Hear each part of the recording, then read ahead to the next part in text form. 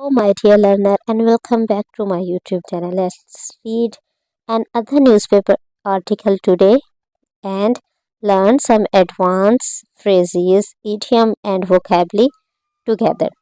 So, आज का जो आर्टिकल है वो उसमें बहुत ज़्यादा जो फ्रेजल वर्ब यूज़ किए गए, इसलिए मैंने चूज़ किया कि आप लोगों के सामने मैं ये आर्टिकल पढ़ूंगी। बहुत शॉर्ट सी इसकी पैराग्राफ पढ़ूंगी, लेकिन उसमें ही हमें बहुत ज़्यादा फ्रेजल वर्ब आज मिलने वाले हैं। तो सबसे पहले हम स्टार्ट करते हैं इसकी हेडिंग से। ओवर 300 डेड इन अफगानिस्तान फ्लड्स। ठीक है जी, कहते हैं ओवर 300 हम ये इसका मतलब होता है 300 से ज़्यादा, या हमें ये कहना हो मोर देन 300, ये भी हम कह सकते हैं। ओवर 300 से ज़्यादा डेड मतलब उनकी डेथ हो गई इन अफगानिस्तान फ्लड्स, अफगानिस्तान में जो फ्लड है, जो सैलाब आया है उनमें। ठीक है, ये थी इसकी हेडिंग। अब हम पढ़ते हैं इसकी डिटेल और then we will discuss about this advance phrasal verb. More than 300 peoples were killed in flash flood. कहते हैं मोर देन 300। ठीक है, मैंने पहले ही आपको बताया था ओवर 300 और मोर देन 300 पीपल्स ये इक्वल है। तो उसकी हेडिंग में उसने वो शॉर्ट करने के लिए मोर देन 2 वर्ड्स लिखे, एक वर्ड ओवर 300 लिख दिया, और यहाँ उसने अपना वर्ड रिपीट नहीं किया, रिपीटेशन से बचने के लिए उसने मोर देन 300 पीपल लिख दिया है।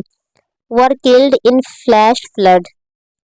Were killed is or was है, तो आगे V3 है, तो ये क्या है पैसिव का, और पैसिव मैं अपनी पिछली वीडियोस में आपको बता चुकी हूँ बहुत डिटेल के साथ। ठीक है जी। डेट कहते हैं कि 300 से ज़्यादा लोग मारे जा चुके थे इन फ्लैश फ्लड, जो अभी अभी फ्लड आए थे। डेट जो के रिप्ड, इनकी डेट के बाद हमें ना उन्होंने कुछ सब्जेक्ट नहीं लगाया। ठीक है नी, इसका मतलब है जो डेट है ना, ये रिलेटिव प्रोनाउन है, और ये किसको एक्सप्लेन कर रहा है, इन फ्लड्स को। ठीक है जी, इन फ्लड्स को एक्सप्लेन कर रहा है जिसने 300 लोगों को मारा है। ठीक है जी, अब फ्लड्स की बात हुई, अब डेट का किसके बाद, ripped through multiple. Ripped through का मतलब होता है किसी जगह से जाना, गुजरना किसी जगह से। ठीक है जी, ये देखें, रिप्ड का मतलब है बहुत तेजी से किसी जगह से गुजरना और वहाँ डैमेज काज करना। इसके लिए मुझे कोई एक उर्दू वर्ड नहीं था मिला, लेकिन इसको एक्सप्लेन करने के लिए मैंने इसकी यहाँ डेफिनेशन लिख दी है। To go very quickly and violently into or through somebody or something. कहते किसी जगह से बहुत तेजी के साथ और वहाँ डैमेज क्रिएट करते हुए गुजरना कहते हैं रिप थ्रू। कोई चीज ऐसे गुजरी है जिसने वहाँ डैमेज काज किया है, उसे कहेंगे, उस चीज को कहेंगे वो सिर्फ पास नहीं, वहां से वो रिप थ्रू हुई है। ठीक है, डेट रिप्ड थ्रू जो के गुजरी है, डेट जो के रिप थ्रू गुजरे हैं, मल्टीपल अफगान प्रोवेंसेस, और अफगान के मुख्तलिफ जो सूबे हैं वहां से गुजरे हैं। The UN world food programme, कहते हैं यूएन जो वर्ल्ड फूड प्रोग्राम एक जो अदारा है, सेड उन्होंने कहा सैटरडे, ऑन सैटरडे उन्होंने कहा, as authorities declare a state of emergency. कहते अथॉरिटीज है ना, उन्होंने डिक्लेयर किया। देखो इज आर वाज और कुछ भी नहीं है, यहाँ सिंपल क्या है, V2 है, तो ये क्या है, ये पास्ट का सेंटेंस, उन्होंने ये काम कर दिया, उन्होंने डिक्लेयर किया a state of emergency. A state of emergency मतलब ये इस स्टेट में इमरजेंसी है। And rush to rescue the injured है। एंड रश टू का मतलब होता है जल्दी जल्दी कोई काम करना, उन्होंने जल्दी जल्दी काम किया। And rush rescue the injured, और जल्दी जल्दी रेस्क्यू किया इंजर्ड, जितने भी इंजर्ड पर्सन थे उनको। ये देखें जी, यहाँ रश एक होता है रश्ड, लेकिन एक होता है रश्ड टू। जब दो वर्ड मिल जाते हैं ना, तो वो क्या बनाते हैं, वो फ्रेजल वर्ब बना देते हैं। ठीक है जी, अब ये रश्ड टू ये एक फ्रेजल वर्ब है। रश्ड का अगर आप लिखोगे तो रश्ड का मीनिंग और आएगा, लेकिन रश्ड टू लिखोगे तो इसका मीनिंग और आएगा जी। इसका मीनिंग क्या है, if the people rush to do something they do it as soon as they can. कहते हैं कि if the people rush to do, हम कहते हैं कि 2 and 3 people rushed to save the injured person and rush to take like ice cream। इसका मतलब है कि वो इतनी जल्दी में, कि जितनी जल्दी वो जा सकते थे, जितनी जल्दी जाके वो आइसक्रीम पकड़ सकते थे। ठीक है जी, रश्ड टू, आपको मीनिंग समझ आ गया।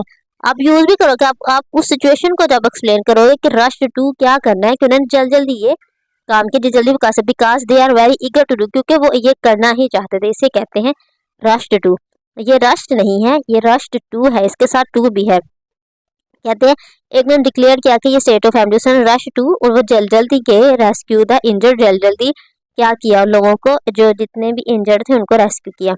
हैवी रेन्स ऑन फ्राइडे पर सेंट रोरिंग रिवर। चलो जी, अब रोड तो वो हम कहते हैं रोड से हमें हमारे ज़हन में एक लाइन आएगा, एक टाइगर आएगा कि वो रोर करते हैं, लेकिन नहीं, जो रोरिंग होता है ना वो हम लोग पानी के लिए भी यूज कर सकते हैं, क्योंकि पानी जब बहुत तेजी से गुजरता है ना तो उसकी भी आवाज होती है। तो यहाँ उसकी आवाज को उसने कहा है सेंट रोरिंग रिवर। ठीक है जी, ये देखें जी, रोरिंग का मैंने यहाँ लिख दिया है making or causing roar as an animal or thunder. कहते हैं कि जिस तरह बादल के गरजने से ये एनिमल की आवाजों से एक आवाज पैदा होती है ना, उसे रोरिंग कहते हैं। इस तरह पानी की भी एक आवाज है, इसलिए हमने क्या है रोरिंग रिवर के वो उसकी आवाज आ रही थी, बहुत तेजी से आ रहा था। Heavy rains on Friday sent, उन्होंने भेजा roaring river of water. Roaring river of water मतलब दरिया का पानी जो कि बहुत तेज है, उसकी आवाज थी। एंड मड क्रैशिंग थ्रू, ठीक है जी, मड का हमें पता है मट्टी, एंड क्रैशिंग थ्रू का क्या मतलब है, क्रैशिंग थ्रू द विलेज, के उसने क्रैश किया विलेज के थ्रू जरिए से नहीं। मैंने आपको बोला है कि जब एक वर्ड है और इसके साथ कुछ प्रपोजिशन लग गई है सॉरी, एक वर्ड है अगर इसके साथ प्रपोजिशन लग गई है तो ये फ्रेज बन जाता है। ठीक है जी, अब हम इसका मीनिंग देखेंगे ना क्रैशिंग थ्रू का, तो ये हमारे पास एक वर्ड नहीं है, ये हमारे पास क्या है, एक फ्रेज है, जिसका मतलब है to hit something often making a loud noise or causing damage. किसी चीज को मतलब हिट करना कि जिससे उसे नुकसान पहुंचे और आवाज पैदा हो। ठीक है, इस तरह की जब हम सिचुएशन को बयान करना हो तो हम क्रैशिंग थ्रू कहते हैं। तो ये बहुत एक परफेक्ट वर्ड उसने यहाँ यूज किया है राइटर ने कि मर्ड क्रैशिंग थ्रू विलेज, के मर्ड जो मट्टी थी क्रैशिंग थ्रू द विलेज, वो उसके गांव में से गुजर रही थी और साथ साथ वो तबाही में जा रही थी और आवाज पैदा कर रही थी। And across agriculture lands in several provinces, और मुख्तलिफ प्रोवेंसीज में जो एग्रीकल्चर था जो ज़मीन थी उसको भी उसने नुकसान पहुंचाया था। ठीक है जी, अब हम आगे देखते हैं कि कौन से एडवांस, इसमें और कौन कौन से एडवांस फ्रेजेस हैं। चलिए, सर्वाइवल ऑन सैटरडे, जितने भी सर्वाइवर थे उसमें ये जो बच गए थे उन्होंने क्या किया, और सैटरडे को पिक्ड थ्रू। अब पिक थ्रू एक और नहीं, पिक का मतलब होता है पकना, अब थ्रू भी साथ लग गया। इसका क्या मतलब, pick through muddy debris littered street and damage buildings and ASF journalist stop. ये देखें, अब पिक्ड थ्रू ये क्या है, ये एक फ्रेज है जिसका मतलब होता है किसी चीज को बहुत ध्यान से देखना। ठीक है जी, पिक थ्रू का मतलब है किसी चीज को बहुत ध्यान से देखा। अब जो सर्वाइवल थे उन्होंने सैटरडे का पिक थ्रू बहुत ध्यान से देखा।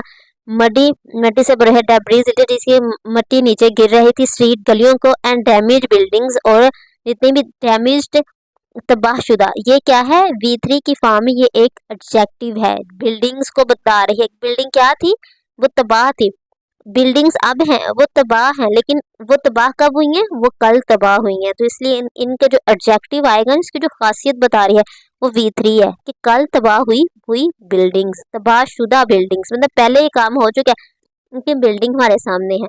जिस तरह हमारे सामने बिल्डिंग है उसकी हालत क्या है कि वो तबाहशुदा है, तबाह हमारे सामने नहीं हुई, पहले हो चुकी है। तो जब जो कोई काम हमारी नज़रों से पहले हो चुका हो तो उसके लिए हमेशा V3 हम यूज़ करते हैं। ठीक है जी, इसलिए हम बिल्डिंग को एक्सप्लेन करने के लिए, बिल्डिंग कैसी थी, वो तबाहशुदा थी, तो हम क्या करेंगे, डैमेज्ड बिल्डिंग। ठीक है, ये इसके एडजेक्टिव V3 में लिखेंगे, तबाह हुई थी पहले और अब हमारे सामने है डैमेज्ड बिल्डिंग। ठीक है जी, आई होप के इस क्लास में जितने भी एडवांस फ्रेजेस हैं वो आपने नोट डाउन कर लिए होंगे, और आई होप कि आपको मेरी क्लासेस में बहुत कुछ नया सीखने को मिला। अगर आप उसको बेनिफिट आपको हासिल हो, प्लीज़ लाइक एंड सब्सक्राइब।